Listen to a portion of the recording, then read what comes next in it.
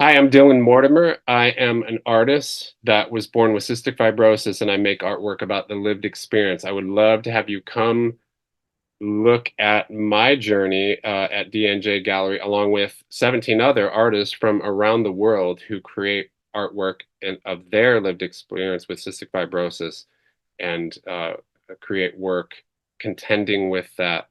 We would love to see you anytime up to June 22nd. Our closing is on June 22nd from 12 to 4. Would love to see you at this exhibition. And if you'd like to learn more, please listen to this conversation. My first question is, when did you fall in love with art and why did you have to be part of the art world?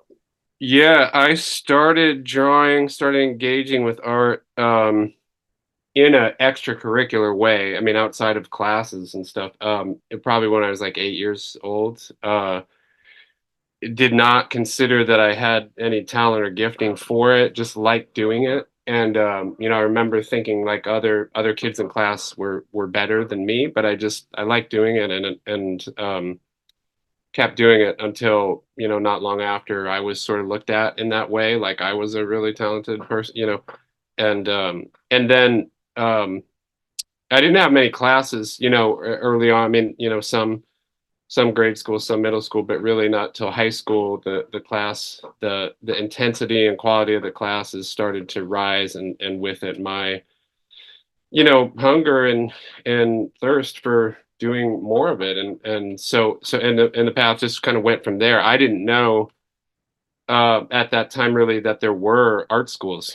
Like I didn't, but I would start in high school seeing posters for them, seeing pamphlets for them, and that became my path. And so, yeah, that's just sort of how it developed early on. And then, I did go to art school, did go to grad school for art. But I mean, I'll never forget touring, art schools and just the idea that like you could just go here and do art for your college it was like, that felt amazing. I mean, just seeing studios with, easels in them and just seeing, people just working. And I'm like, oh my gosh, this, what freedom, what creativity, what, like, and you get to do this like for college. So anyway, yeah, that was sort of how I entered in.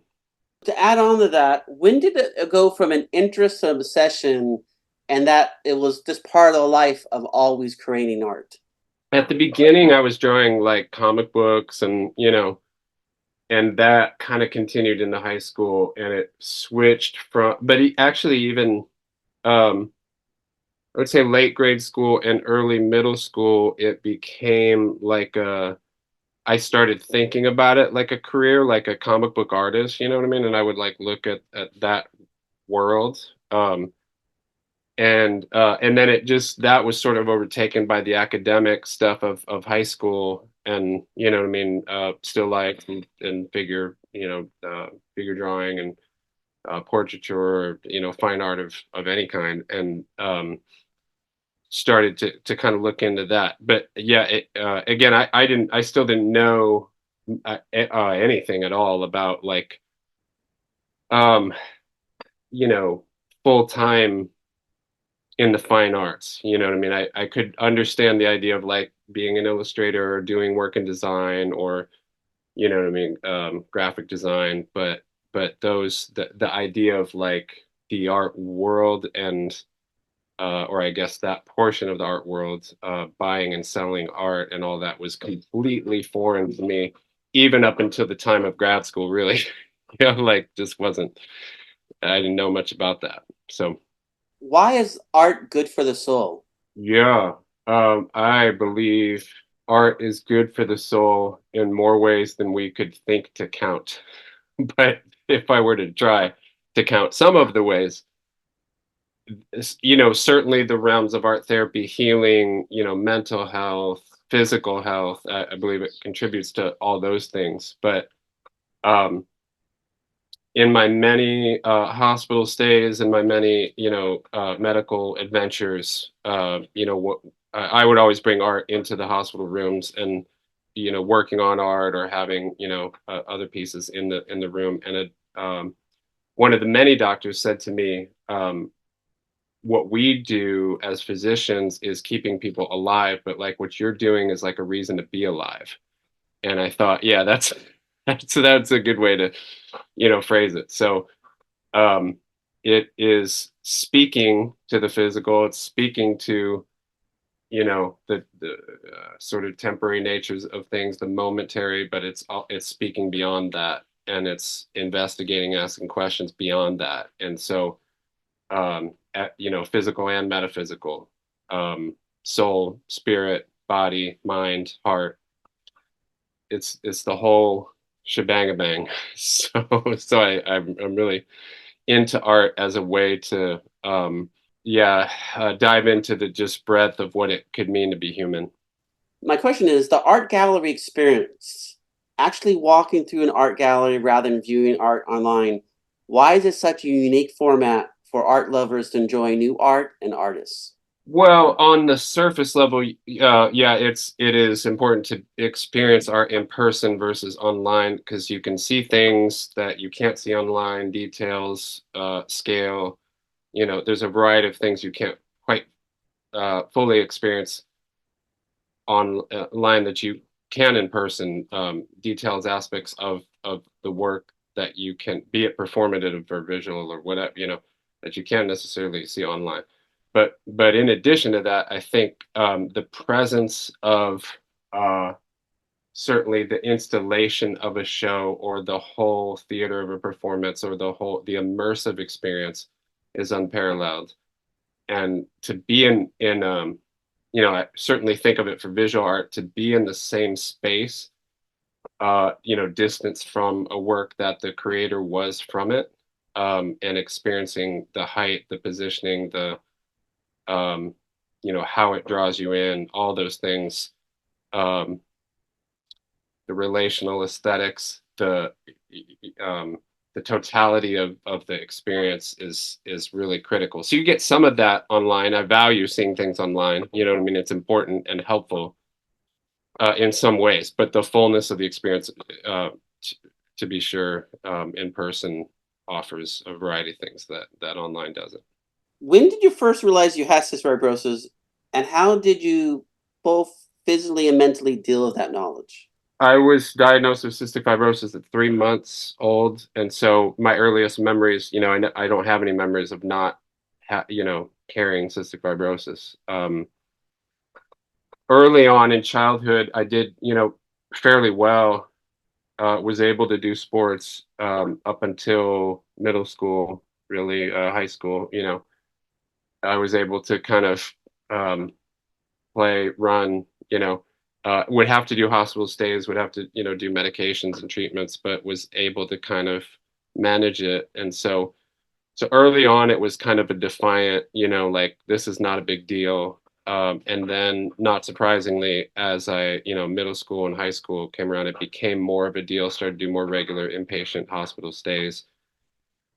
Um, but still, just sort of like managed it. This is what it is. And that kind of through college, even as my lung function started to slowly go down, college and grad school,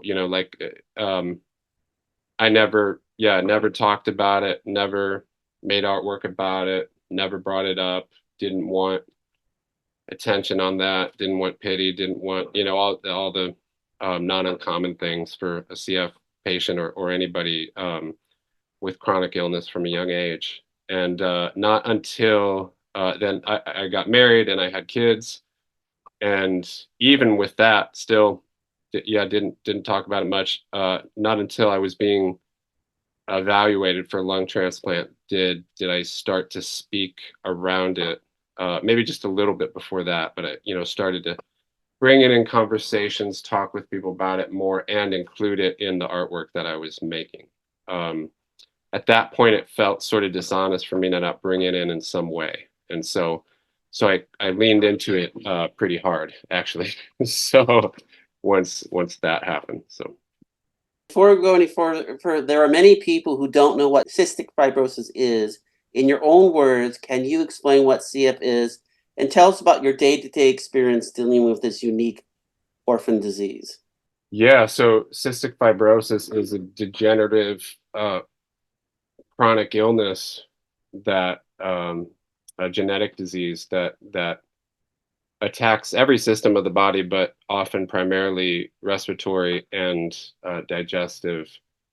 And in terms of respiratory, causes infection and scarring in the lungs, the degree to which lung transplant is often a path for CF patients, as it was for me, two times over. So two different lung transplants. And so prior to lung transplants, it was breathing treatments every day, then eventually twice a day, then eventually 3 times a day, sometimes 4.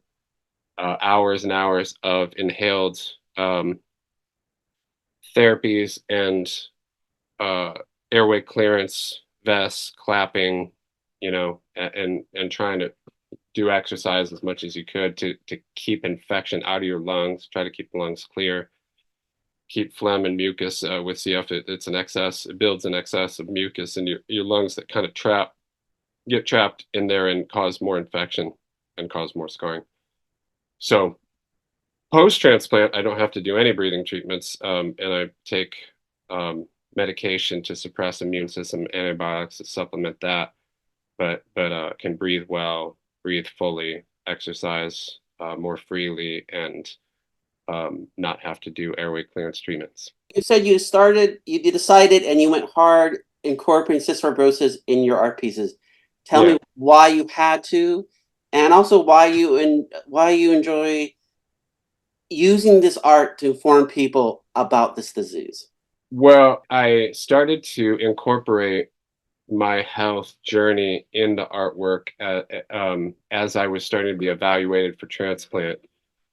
Um, as a way of just being honest and vulnerable, I think. And I had not done that for so long that it felt a little dishonest to not bring it in at some point. So I did. And when I did, it was this sort of cathartic release of, all these stories and symbols and, things to talk about. It just sort of this endless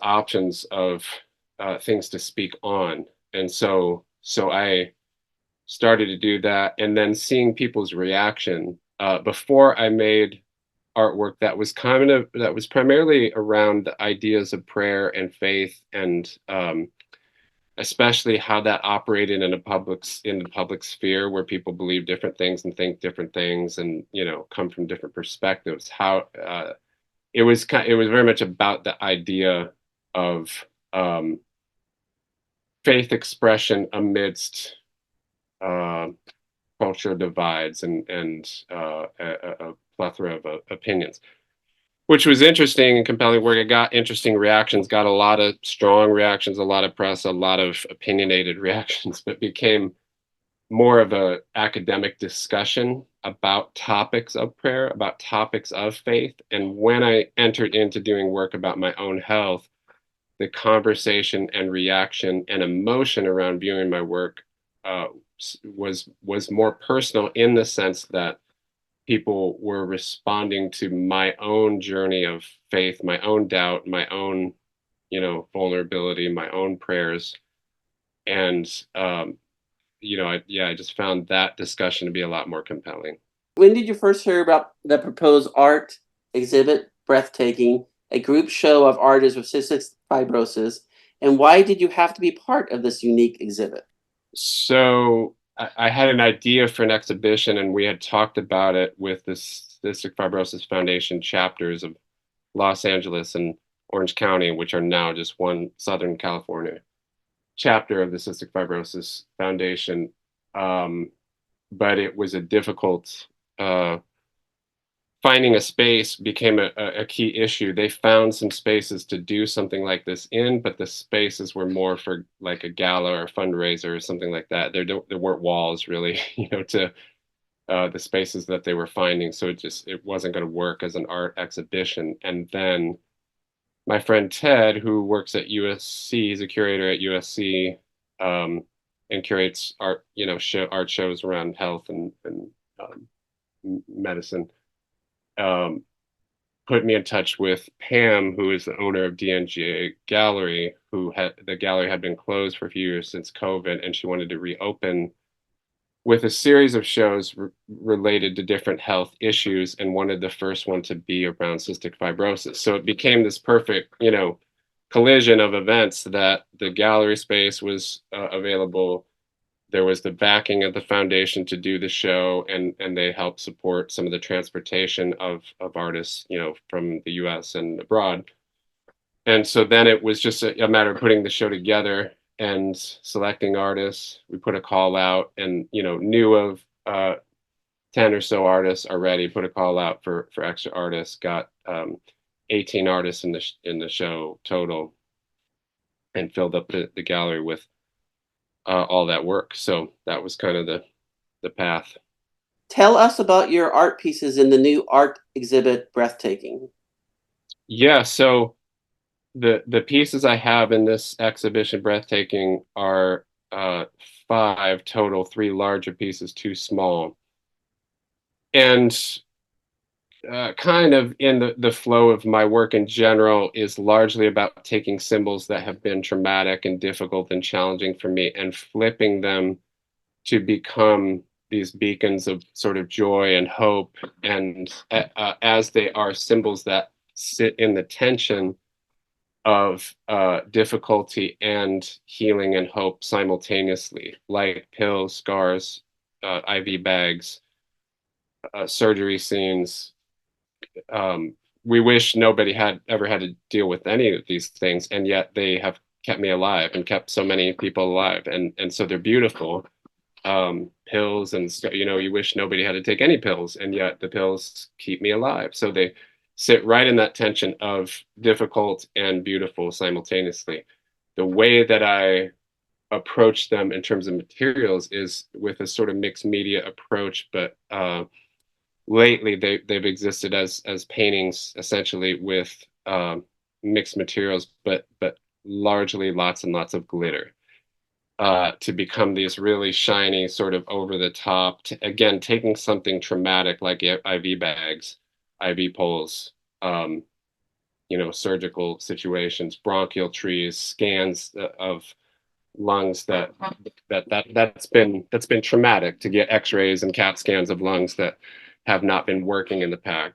And so transforming them with glitter. Glitter is very dirty, gets everywhere and spreads everywhere like disease does. So that parallel remains important to me, as a way of flipping, because as much as everybody hates and complains about glitter, they also really love it, and love the transformative quality, love the beauty, love I mean, how could you not love refracting light everywhere? you know so again, the material itself sits in that tension of dirty, cheap, ugly, terrible, bad for the environment, and glorious, ethereal, baroque, beautiful. So I continue to use that material. So the end result is like an hopefully slightly overpowering, like a beauty that is like a glory, sort of heavenly light that you can't quite look away from, but is like too much to look at, and it draws you in to that tension. So there's kind of a myriad of tension happening that is pulls you in. Can you go over each piece and just describe it a little bit? So as you come in the space of the gallery, the first piece is why doesn't the bush burn up? And is a bronchial tree formation that some people read visually as bronchial branches. I mean, it looks like a tree or tree branches, but it could be veins or arteries. It could be,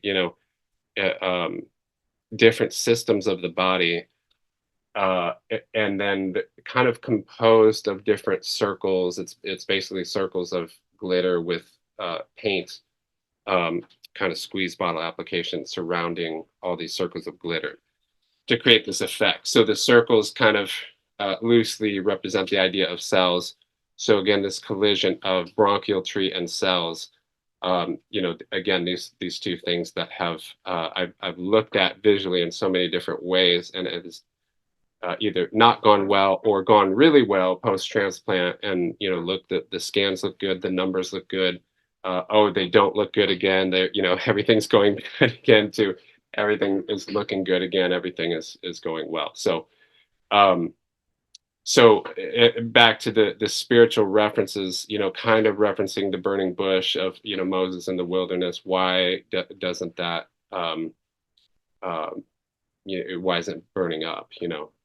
There's all forecasted throughout my life was that I would have the average lifespan of CF was 14 years when I was born, and I'm 44 now. So to the question of why doesn't the bush burn up? Like how do I keep surviving? How is it that I'm alive despite all this fire, around me? So that's that piece. The next piece over is we can only receive what we have been given, and is a fusion. This is kind of what I've been doing a lot since we recently moved to California about 2 years ago, creating these paintings that are a fusion of medical equipment. So in this piece, it's dangling cords and medical wires and IV bags and IV poles kind of in the background, overlapped by flora and fauna, exotic plant life, that I see more in the Southern California area, and also just thinking of like a tropical paradise, and again smashing those two realities together. So one of the earlier versions of that, I did like these surgery scenes in this like jungle of lush exotic plant life, and so again speaking to the feeling of that fine line of like these are traumatic, terrible events, and yet they're in this sort of paradise, in this joy, and so both of those are happening simultaneously. The third piece in the gallery is self-portrait with an IV pole, which is like a portrait of me in a hospital gown, with my face kind of completely covered by bags from the IV pole that I'm holding. Which and there is some of that plant life that I just spoke of mixed in with that as well, with that piece. But that piece in its essence is kind of about a portrait of myself rendered by the literal overwhelming of medicine and carrying the weight of all these IV bags, all this medication, such to the degree that you cannot see my face behind it. And so uh, as I've mentioned earlier, about speaking to the beauty of like how all this equipment has helped and saved me, how it has also simultaneously felt overwhelming and crushing, that it's overtaken me almost, and yet I live on. So that's piece, and then two smaller pieces. One is a tree trunk, which is really kind of thinking about my donor and my bronchial tree both through the process of transplant. Both transplants are cut at the trunk of the tree, to replace the bronchial tree. And so for a time, at least, my donors bronchial tree and mine cut the sort of branch of the the trunk of the bronchial tree remaining. And so that piece is kind of thinking about that. It's called the taking tree. And so it really kind of has to deal with the weight of kind of survivor's guilt, and, the unfairness of how is it that I'm alive, but my donor is not. And the weight, just kind of the weight of that. And then another piece is a Air Jordan Nike sneaker that is a symbol I will use often, because there's air inside the shoes, akin to air being inside the lungs, and the shoes sort of have a shape similar to lungs itself. And so all these parallels, as anyone would look at a shoe like that for athletics or fashion, I'm adding the component of air that is in the shoes as a life source. So looking to that symbol of that shoe, like coveting those shoes like you would for athletics or fashion. Here I'm coveting like literal breath and life. And so that's what those symbols are about. So that's what's in the show. Are there additional themes in your art pieces beyond dealing with cystic fibrosis? Yeah, there are additional themes in what I'm creating too. than dealing with cystic fibrosis. I mean, all of that is present, but it's I hope for it not primarily to end with being about cystic fibrosis. It is I describe it as like I describe this a lot about transplant life, but I'd say all of CF too, that it often feels like the front row in the theater of reality. Like everybody's in the same theater, you know what I mean?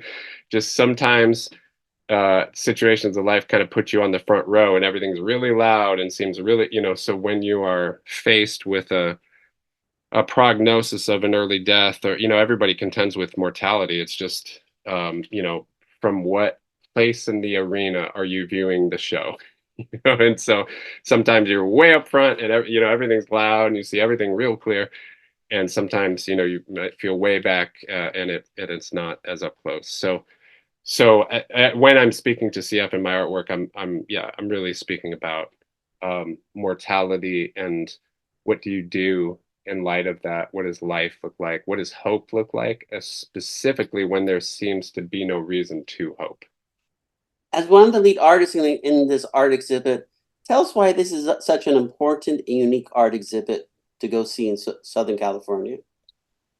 Yeah, so I know that there have been shows elsewhere in the world before that cystic fibrosis artists have been in, but in terms of a gallery in LA, I would not know of one. I know that there have been cystic fibrosis artists in shows, but all that to say, it's the first of its kind that I know of, to collect 18 artists who are CF fighters that create lived experience, work around their lived experience from around the world in this show. So to say that it's unique would be an understatement. I think it's uh, a really good look globally at contending through a chronic illness like CF.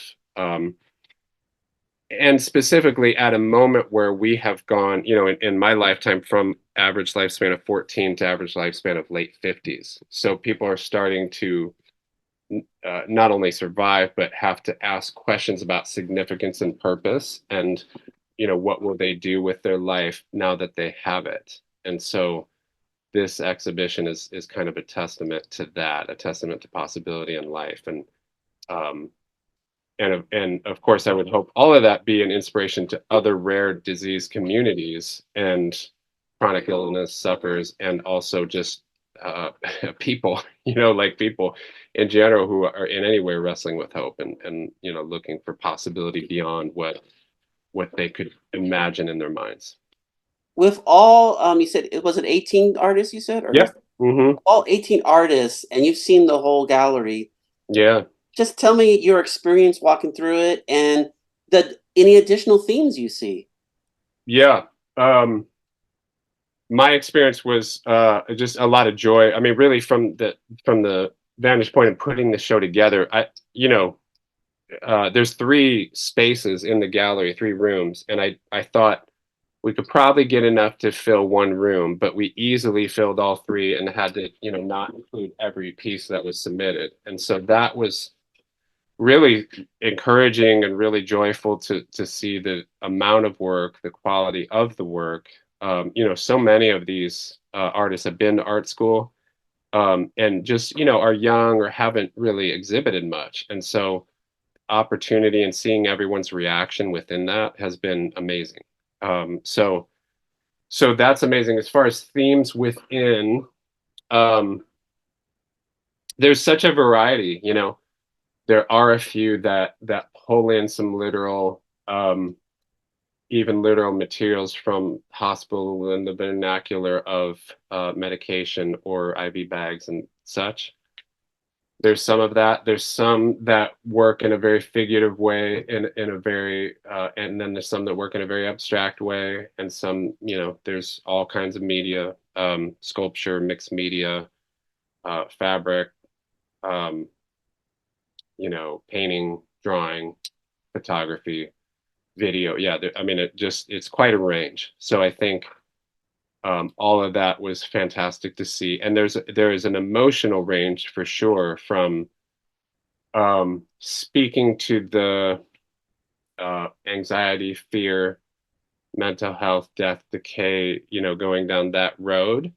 Some like mine, kind of speaking to the hope, speaking to the overcoming, speaking to the victory, and then everything kind of in between. So a lot of beautiful themes for sure. What do you think will surprise the art gallery visitor about the art exhibit Breathtaking? Mm-hmm.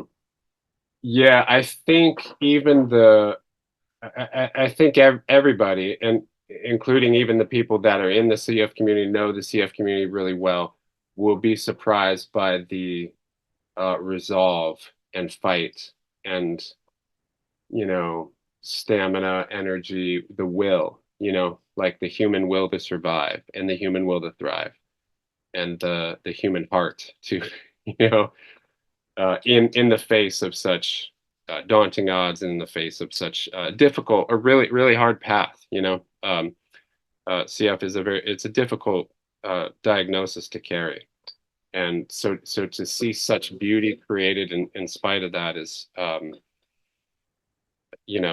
even I was surprised. I mean, it's like I've known all these artists, I've known most of the artists, and seen some of the work before, but yeah, sort of surprised by joy to see all that come together in one space was really beautiful.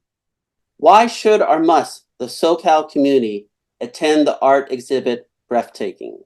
Yes, the SoCal community should attend the exhibit Breathtaking to see a one of a kind exhibition of artists from around the world, as a testimony to overcoming a rare disease that is having impact on other diseases as well. Um, Speaking specifically to a moment of within a lifetime, going from, average lifespan being 14 to 20 to being 50 to 60. So it's a testament to hope. It's a testament to courage. It's a testament to um, possibility and creation. It's a creation out of nothing kind of thing. Our lives were forecasted and meant to be nothing, and they're not only not nothing. They're not. It's not only survival, but it's thriving in every sense of the world. And what, in my mind, I think kind of what is more privileged than creating artwork? You know what I mean? Like to sort of go from just sort of a lack to fullness, and fullness, the degree to which creating, um, both in response to the difficulties and in the joy of still being alive and having come so far, and for so many doing better than ever before. It's also a testament for those struggling, and speaking to the hope that has yet to be realized. So all those kind of things are happening in one space. Is well worth the visit. As you know, art isn't cheap to create. Yes, I've heard. Yeah. So, how can the SoCal art community help support the gallery mission and these individual artists too? Yes, the larger community can support artists by uh, going to the shows, following them on their social media pages and online, purchasing artwork, and messages of encouragement. I mean, there are so many ways, and I think these artists would be so greatly encouraged by any or all of those.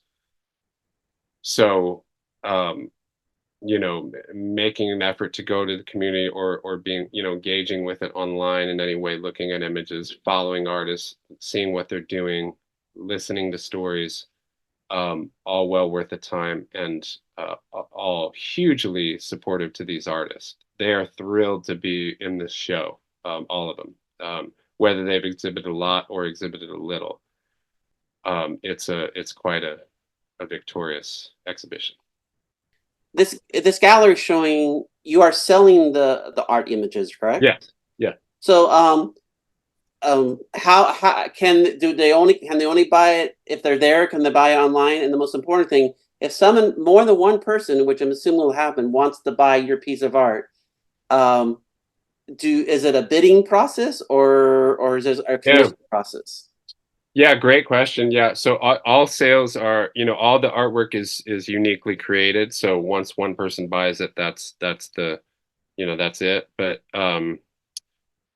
they can buy things online. The in person would be a little easier, but all of it, whether online or in person, is really just a conversation with the individual artist. This is a unique case where the gallery is not taking any percentage of sales, which is never happens in the gallery world. But the gallery has been very gracious in that we are so when if somebody wants to buy a piece, they talk directly with the artist. So the gallery puts them in touch if they're not already in touch with the artist to work out the sale and pay the artist, by whatever means that works. We're suggesting a 30% donation back to the Cystic Fibrosis Foundation of any work sold. So, that's just to help support the CF Foundation that made the show happen. So that's how it works.